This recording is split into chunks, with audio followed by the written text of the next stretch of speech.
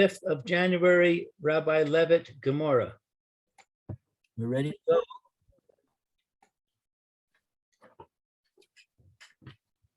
Okay, Bava Kama.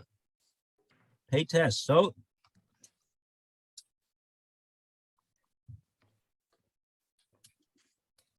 A test. okay, so let's see.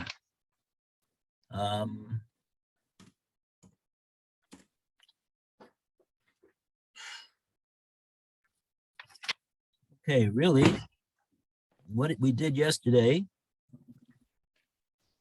was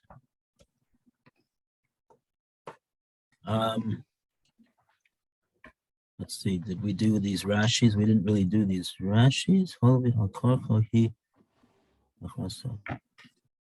Oh, that's later on. Okay, fine. Okay, good.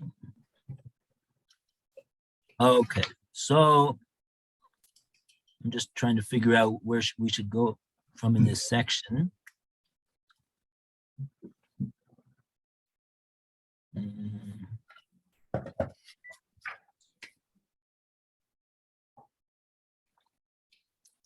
Yeah, this Gemora keeps going on and on and on.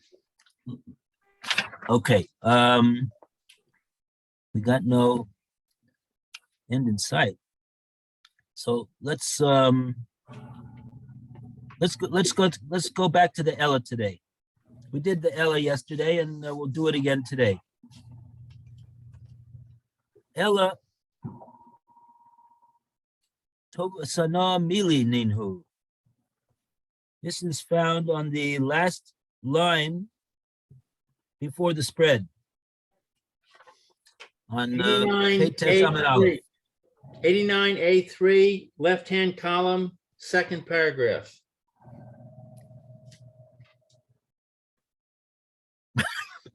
Okay.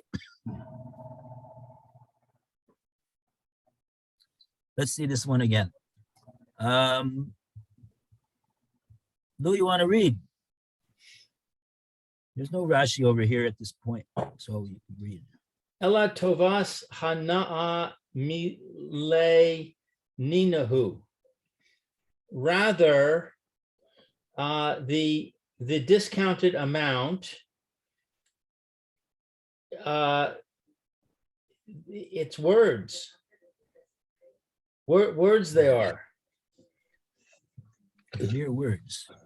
Mere words. Let me just get my glasses here.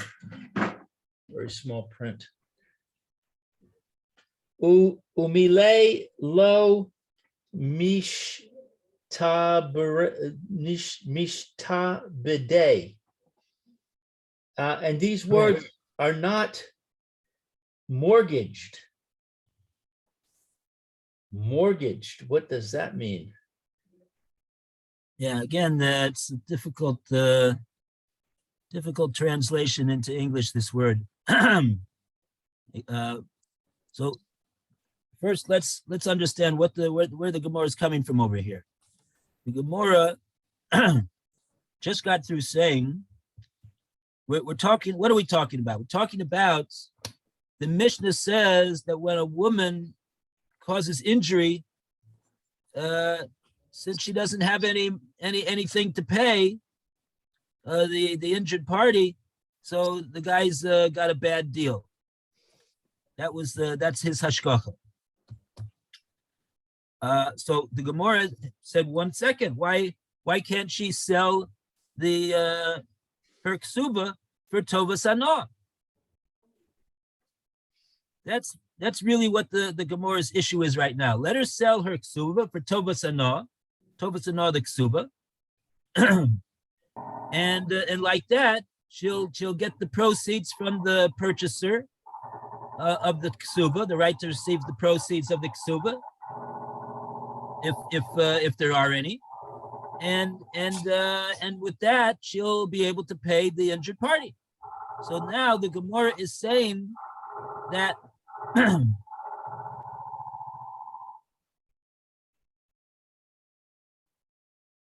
oh, okay. With that, the Gemara is saying that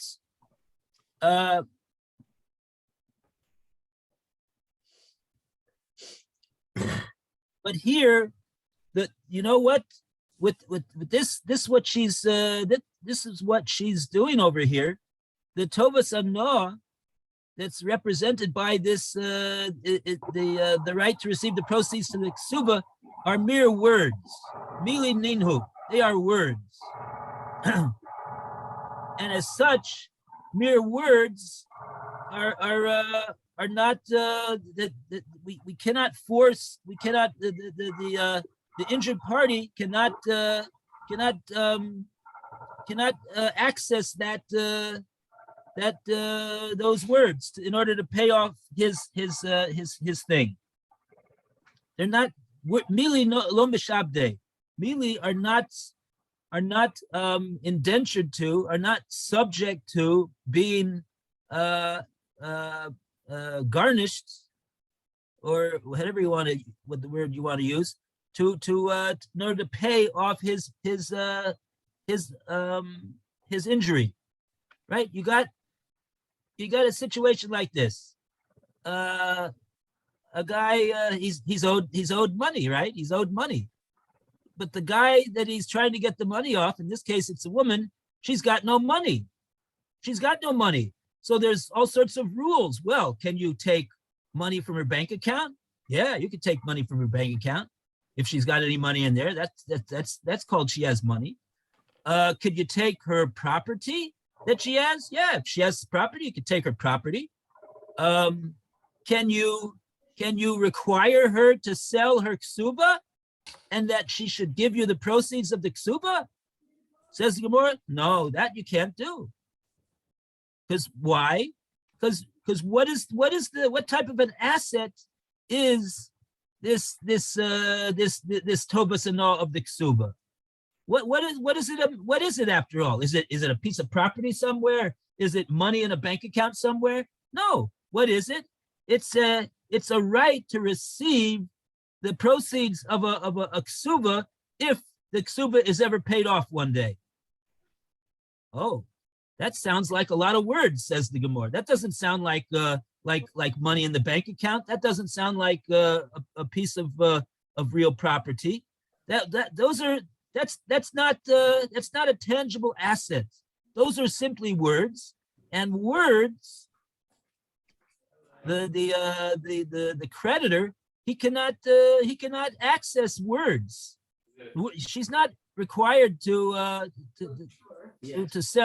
sell her ksuba and give him the money, because we don't look at though that there's anything there for him to be required to get. He's required to be paid off, but he's not required to be paid off from words. Words, mili lo mishabde, says the Gemora.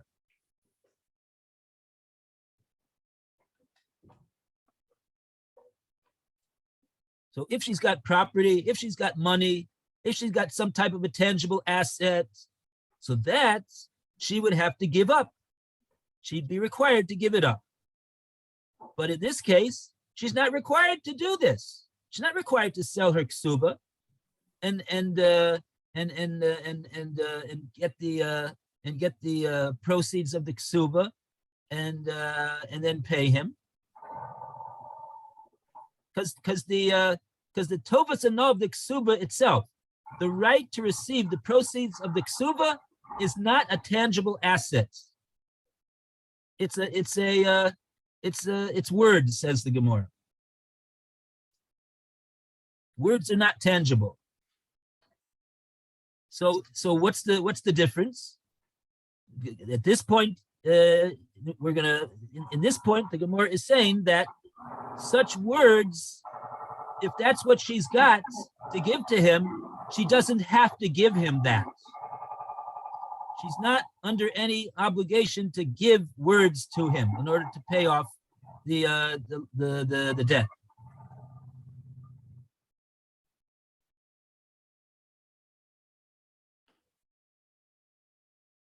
Right? When somebody is a creditor, he has rules where he can get his obligation paid off from the debtor.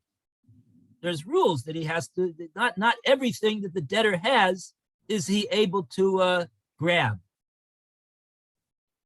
And this is Mili is something that he doesn't have the ability to grab.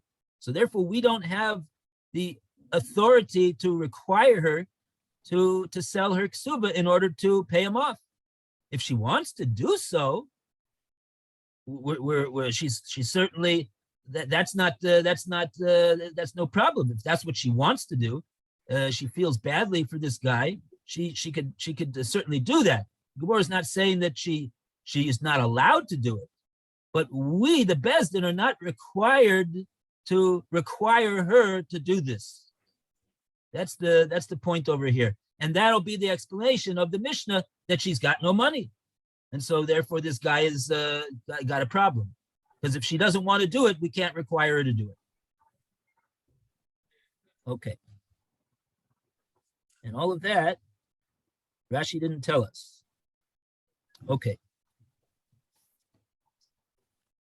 All right, now we go to the next shlav. The Gemora says alam alo. So Alan, would you like to read alam alo? Right. The Gemara objects. Alam alo. Why not? Mile the means dab ne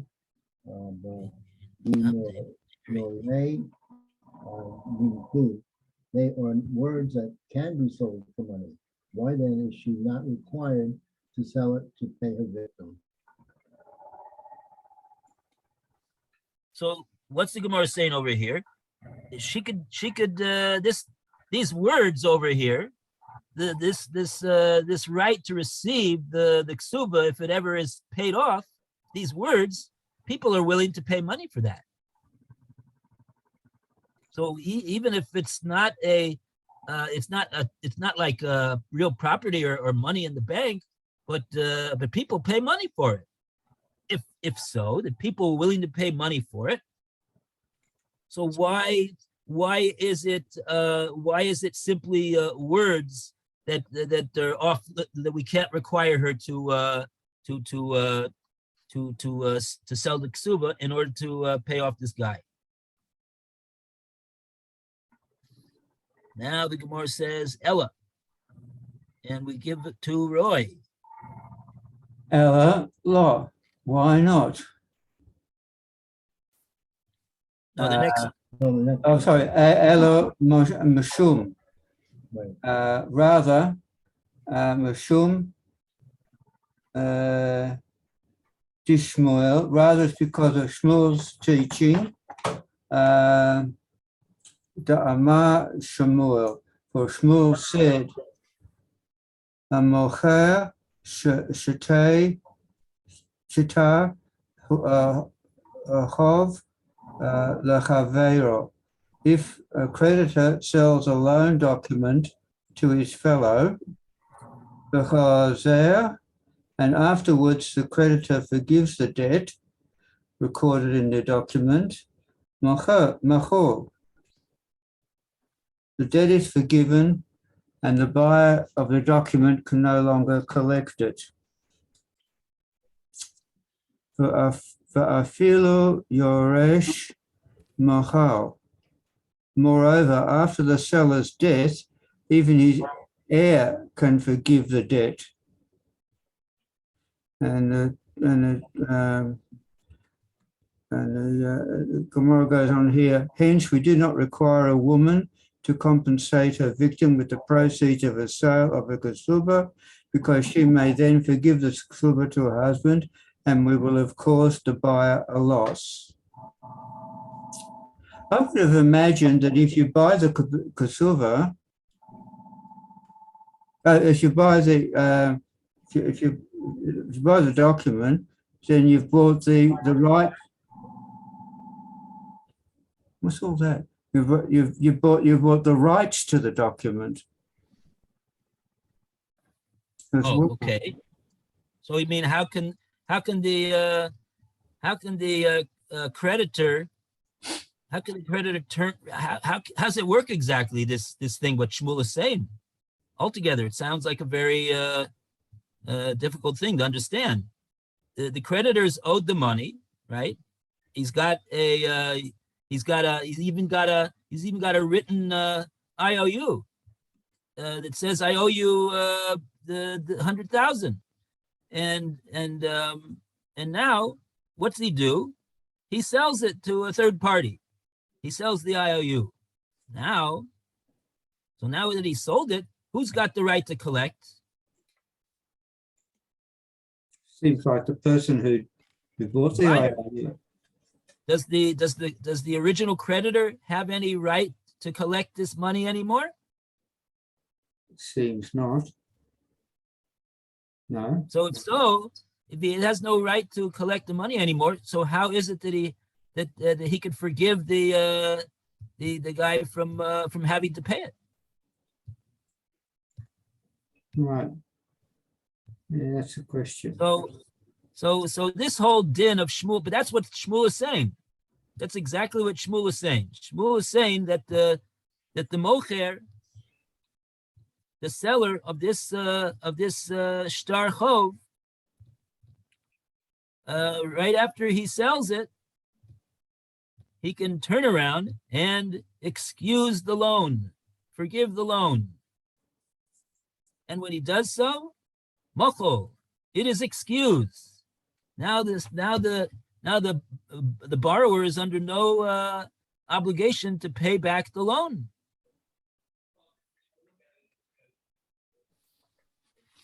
Okay, so I'm making this statement of Shmuel sound quite difficult.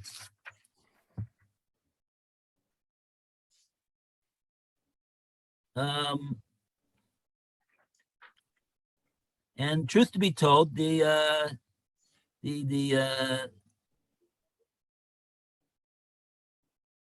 Rishonim and the Achronim are busy with this statement of Shmuel, trying to understand it, because they have the same question that you have.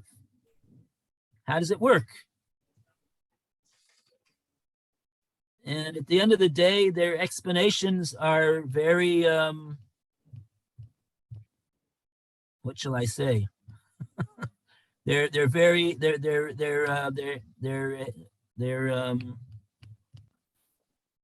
Talmudic. I don't think that you're gonna like the answers very much. Let's see. What can I say? But in any case, the Gemora is saying that according to Shmuel, this is what this guy could do. Now, what does this have to do with the case of the woman with her ksuva, who owes money to an injured party? What's it have to do with that? The Kasuva has also got a what is it? Yeah, she has a right. She has a potential conditional right to receive the proceeds of the ksuva, and that she's selling to a third party. It would seem So to that- me it has nothing to do with it. Because she sells the kasuva to a third party. Now Yeah. she's got the money. She gives the money to the person that she injured. He goes and hires a doctor and heals himself. And he's happy. Now she's going to go and she's going to tell her husband, by the way, you don't have to pay me the ketuvah. I forgive you. Right. So she just caused the buyer to lose money. So what? Right. So what? She still gave the money to the injured party. The injured party got his money. So we're happy. Except for the buyer. And if What do you're we the care about the buyer, buyer? The buyer beware. He knew what he was getting into. Oh, he knows that he might. This is a very risky deal. He's got two big problems with this purchase that he made over here. Number one, this ksuba may never get paid. That's a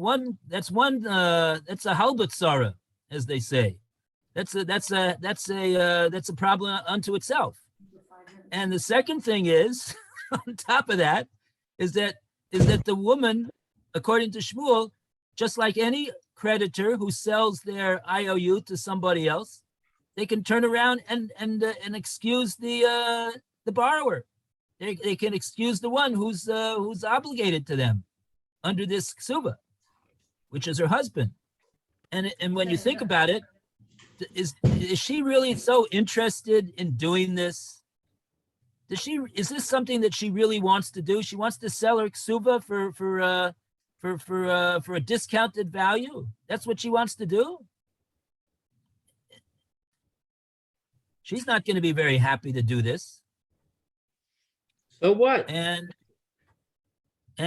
so therefore, what's going to happen? She's surely gonna turn around and chances are she's a good chance that she'll turn around and excuse her husband from paying the obligation, from paying the ksuba altogether, because it doesn't help her at all anyway. That would be dishonest. And she would end up with no ksuba. Well, she's not going to get a ksuba. She does. I mean, that would be the reason why she doesn't want to do this altogether. She doesn't want to do this. We're saying that the Bezdin, we're asking whether the Bezdin is required to require her to sell the ksuba. Wouldn't Rebbe Meir step in at the time that she wants to go and tell her husband, I forgive you? Wouldn't Rebbe Meir step in and say, you can't do that, because then the husband will have a disincentive, will no longer have a disincentive to divorce you.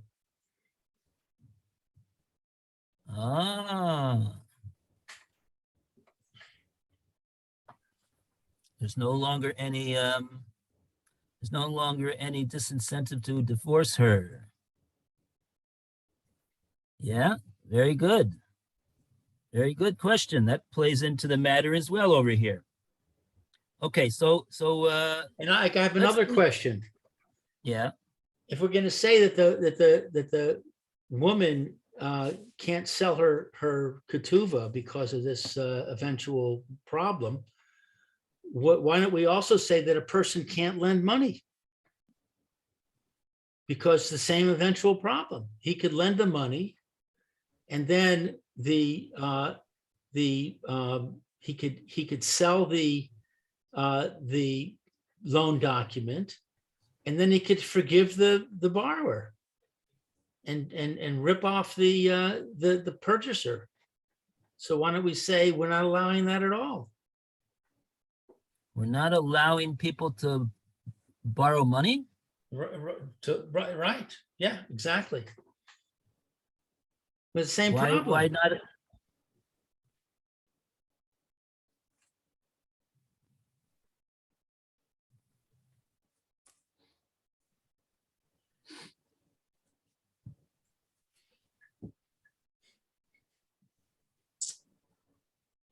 The same problem, because here we're on the one hand we're doing something good for the person who wants to receive the loan, but on the other hand it's at the expense of the person who buys the IOU.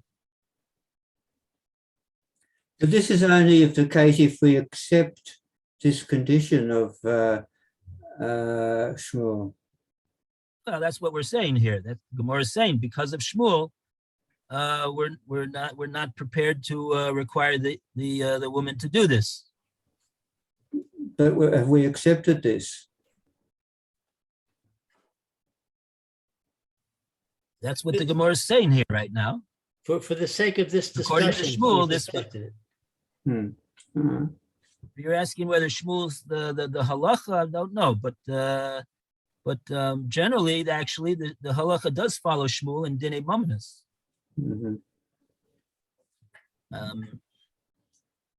But I'm just wondering if it's exactly the same thing. Over here, we're saying that it's the whole situation. It's a virtual. The Gemara regards it as a very it's almost a fait accompli that this is what she's going to do. But to say that a person that lends money and gets an IOU, we're not requiring that person to sell his IOU. Most likely, he's not going to sell his IOU. Why does he need to sell his IOU? That's he wants to get his money back from the from the debtor, so he's going to hold on to his IOU. Here, in the case of the Gemora, here, the Bezdin and the woman is also she doesn't want to sell this ksuba. She doesn't want to sell it, but we're asking because of the fact that she owes the injured party money, that maybe we should be required to require her to sell it, even though she doesn't want to do it. And we're saying that is not such a that doesn't sound so good. That doesn't sound like such a good deal for us to do, because here the situation is that she's most likely gonna turn around and be mochel the obligation, and according to Shmuel, the obligation is forgiven, and if so, then we're doing like Robin Hood. We're rewarding, we're giving to the injured party at the expense of the purchaser of the ksuba, and so we don't want to get into a situation like that. Whereas when somebody lends money, so let him lend money. He's going to get a star back he's going to get an IOU from the debtor. Very good. Are we concerned that now he's going to sell it to somebody and then excuse the loan to the debtor? It's not so. Is there any real reason why we have to be worried that such a thing is going to happen? It's true that that's the let's say that's the halacha, but it's not the same thing as over here. Over here, we're saying should we require the Isha to sell this ksuba? We're not asking we're not asking every creditor to sell his IOU. He doesn't want to sell it, and we're not requiring him to do so either. So why do we have to worry that he's going to sell it and then excuse it, and then because of that concern, we shouldn't allow him to lend money altogether? It's not the same case. Okay. Let's take a look at this Rashi. Rashi Dibra Maskil.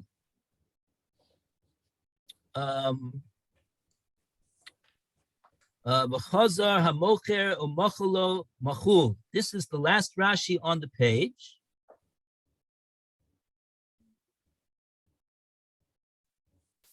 See what Rashi has to say about this situation. I don't see the chazar. I see hamocher. Last word on the line. Oh, I got it. I see it. The chazar hamochar umechal lo mechol. So let's see. He goes back. The seller and he sells to him the obligation. Machol, he excuses him. Oh, He forgives him. He forgives the borrower the obligation to pay back the loan. Okay. After he sold this shtar chov, this IOU, to a purchaser. Okay. Hilchach amrinan lo chazban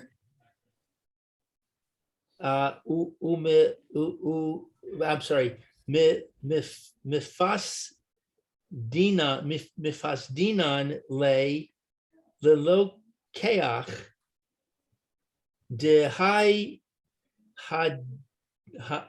hadara u machla le lechasuvasa lebal Ho'il v'al karcha hi muchrasa.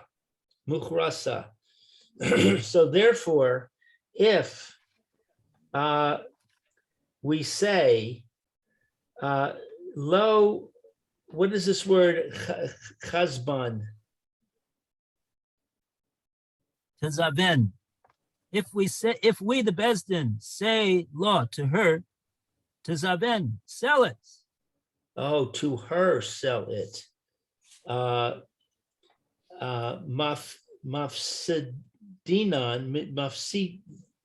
I don't know what that is. From the word hefsid, she's going to cause a loss. It's going to cause a loss. Not she's going to cause a loss, but it's going to cause a loss to the purchaser. To the purchaser. De haya hadare. What is hadare? Dehi hadra, feminine for she will be. Hadar is the same word as chazar in Aramaic. She's going to turn around. Okay, she's going to turn around.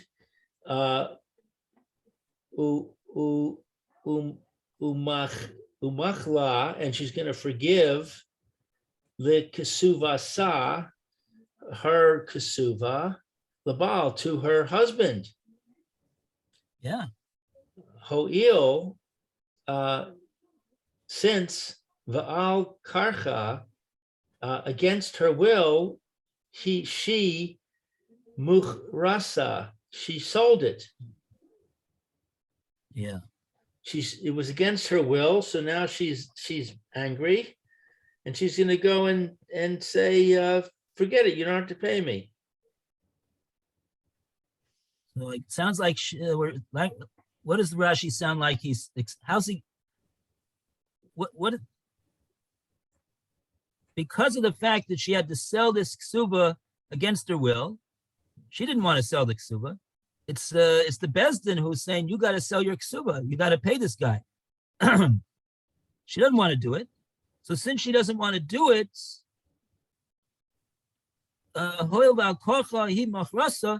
therefore that's the explanation that Rashi says that she is going to, after selling it to this purchaser, she's going to forgive the ksuba. Their husband is required to pay.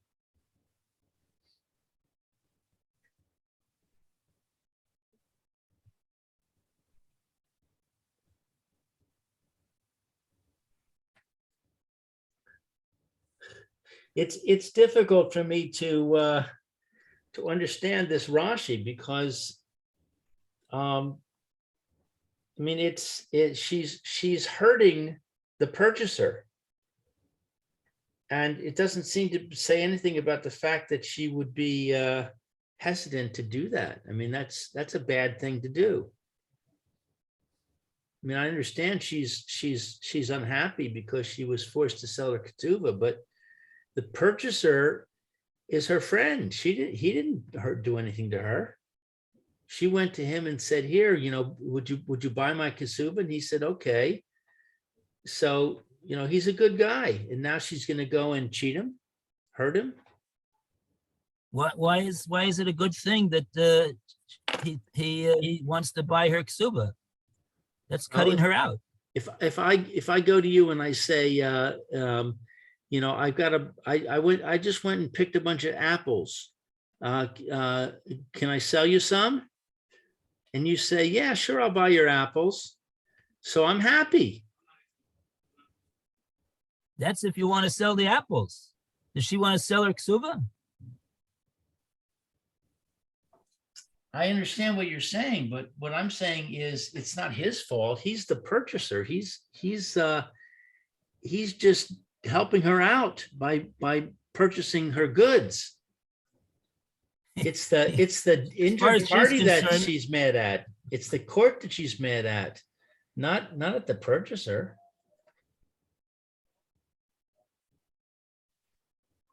Well, if this guy wouldn't be there to buy the ketubah, would she be upset that she has nobody to sell the ksuba to? Yeah, Yeah, she would be. yeah, the court just ordered her to sell it. Now she's got to sell it. She's got to find somebody to buy it. She's got to search all Nobody around. buys it. If she wanted to sell this ksuba, she wouldn't need the court to order her to do so. She, like Rashi says, she doesn't want to sell this ksuba. She doesn't want to sell the ksuba. It's been put upon her against her will to sell the ksuba. If there would be no purchaser to buy the ksuba, she'd be very happy. Okay, Beis Din, see, I did what you said. I put it up for sale, and nobody was willing to pay the price that I was asking. She'd be very happy. She doesn't want to sell this. She doesn't want anybody to be around to buy this ksuba.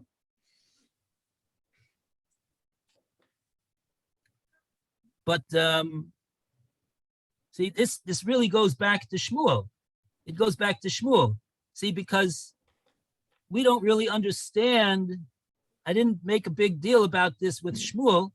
But that's really, according to Shmuel, this is what the holder of this document can do. So it's hard to say that Shmuel is saying that it's permissible to do, but that's what Shmuel says.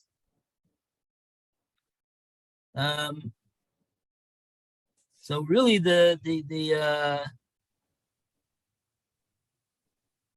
she's just doing what Shmuel allows her to do, but Rashi's explaining why it is that she would want to do it. She has to have a motive why she wants to do this. Shmuel just says she's allowed to do it, but he doesn't recommend. The truth of the matter is that Shmuel doesn't, you know what, you want to know something even more? Shmuel doesn't say that she's allowed to do it. Shmuel says if she does it, if he or she does this, then it works. That's the only thing that Shmuel said. If you would ask Shmuel, should I do it? I would imagine that he would tell you, no, you shouldn't do that. Why is it that it works? Oh, that's a good question.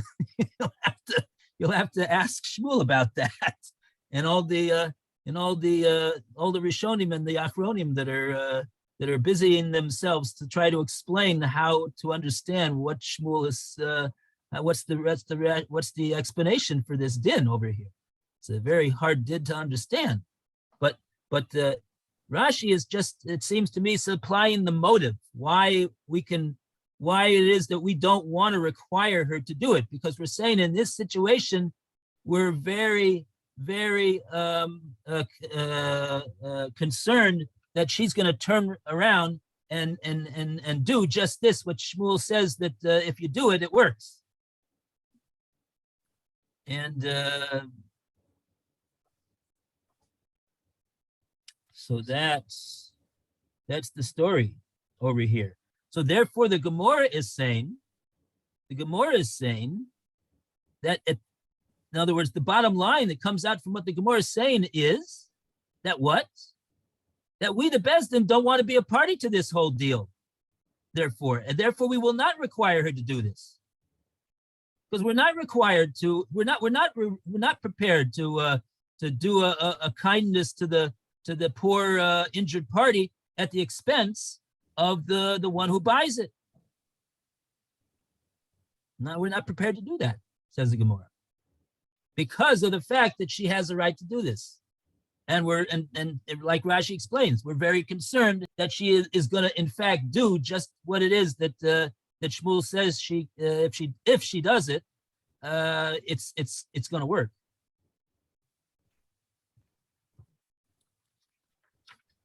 Okay.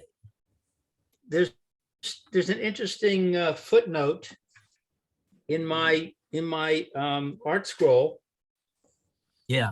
It talks all about this and what's going on behind the scenes, so to speak, with the loan, with the case of the loan. And Yeah. at the end of this whole discussion, it says the Gemora in Kesuvos 86a discusses whether the seller who forgave the loan is liable to reimburse the buyer for the damage he caused him. Right. Okay. Right. Right. So if that's the case, then that would change the whole picture. If, in other words, if She doesn't have any money to pay the guy that she excused the loan to purchase. She doesn't have any money to pay him now. She just sold the ksuba. She said, "That's all I got. You got it."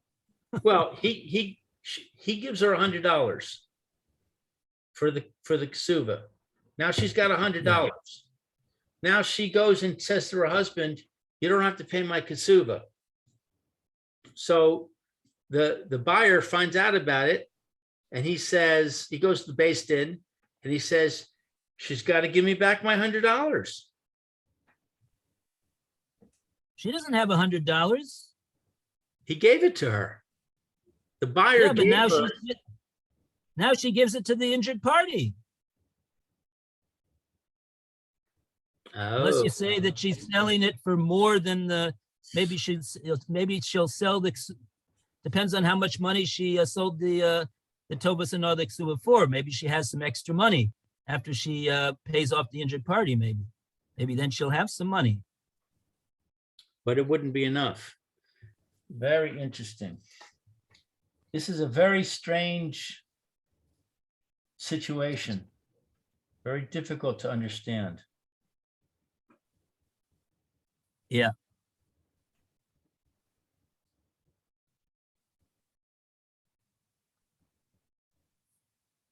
Yeah, the Gemara just yeah,